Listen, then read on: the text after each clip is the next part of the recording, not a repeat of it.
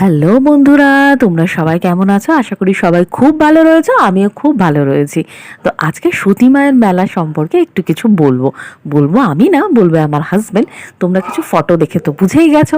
আর আমরা এই যে মন্দির প্রাঙ্গণে গিয়ে মেলা দর্শন করেছি, মায়ের মূর্তি দর্শন করেছি, করার পর একটু সেলফিও তুলে নিয়েছি।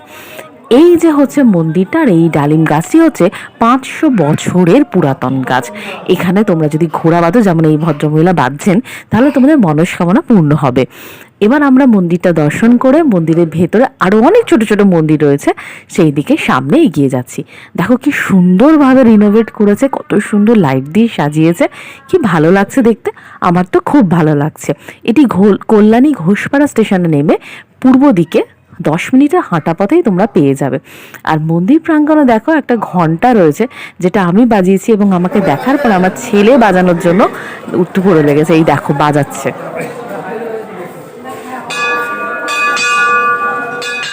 আমরা আজকে এসেছি কল্যাণীতে সতী মায়ের মন্দিরে।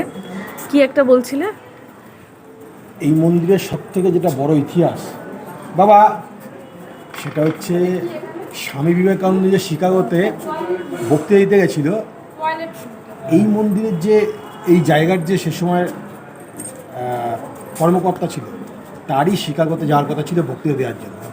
উনি অসুস্থ হওয়ার জন্য স্বামী বিবেকানন্দ সুযোগ হয়, সেই কারণে উনি শিকাগোতে বক্তৃতা দেয় এবং এত ফেমাস। কোথাও গিয়েও দুষ্টুমি করতে ওর বিরাম নেই, দুষ্টুমি করেই যাচ্ছে কন্টিনিউ। দেখো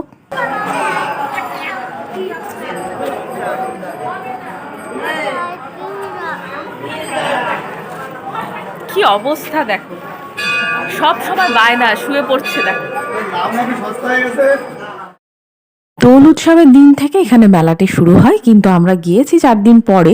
কিন্তু মেলায় ভিড় কিন্তু নজর কাড়া, বেশ ভিড়। আর কেউ পুজো দিতে চাইলে এখানে কিন্তু সব সময় পুরোহিত মশাই রয়েছেন, যেমন ডালাও রয়েছে, তোমরা কিনে পুজো দিতেই পারো।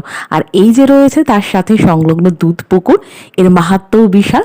এখন জলটা একটু অপরিষ্কার, কিন্তু তোমরা কিন্তু এখানে স্নান করে তারপরে মন্দির প্রাঙ্গণে পুজো দিতেই পারো। দেখো কি সুন্দরভাবে ঘাটটা বাঁধিয়ে দেওয়া হয়েছে। এখন এসে আমরা পুকুরে চলে।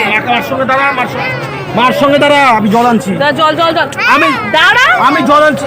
আমি ও যাবে, ও সব কিছুতে যাবে, ও সবেতে যাবে। পাকাবো। দেখো রাত্রিবেলা